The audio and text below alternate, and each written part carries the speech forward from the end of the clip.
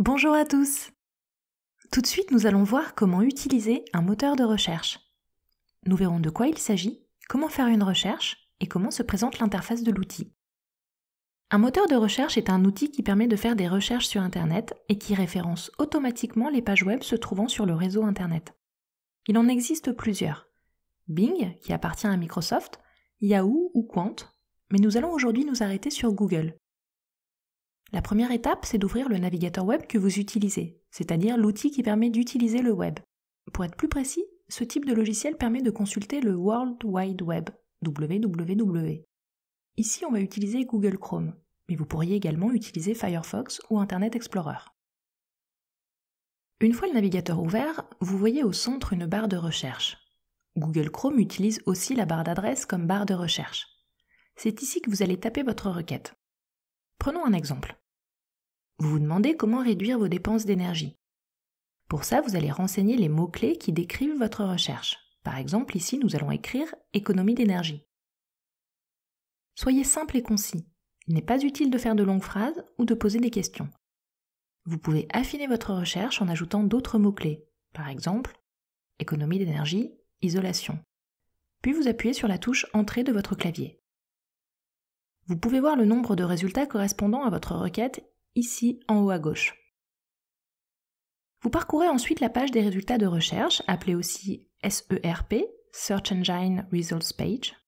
Le résultat est une liste de pages web accompagnée de descriptions de leur contenu. Ce qui est en vert ici, c'est l'adresse des sites internet, et ce qui est en bleu ici, ce sont les titres des articles ou des pages sur les sites. Et ce qui est en noir est une partie du texte que l'on peut trouver sur le site. C'est à vous de déterminer lesquels sont les plus pertinents par rapport à votre recherche. Pour aller sur un site, vous cliquez sur le titre en bleu. Vous le parcourez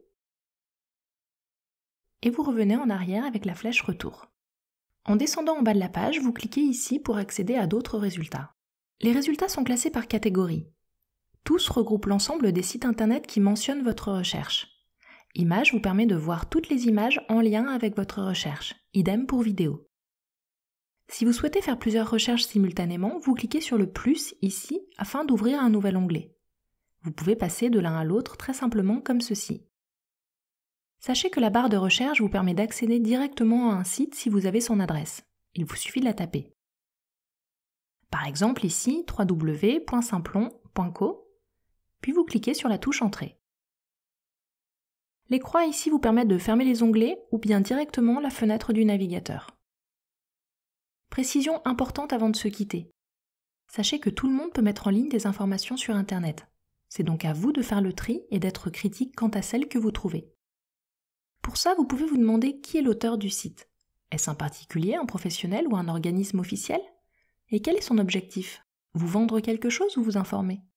Souvent, l'adresse du site, sa présentation ou parfois le langage utilisé peuvent vous donner des indications. J'espère que ces explications vous auront été utiles. Je vous dis à très bientôt.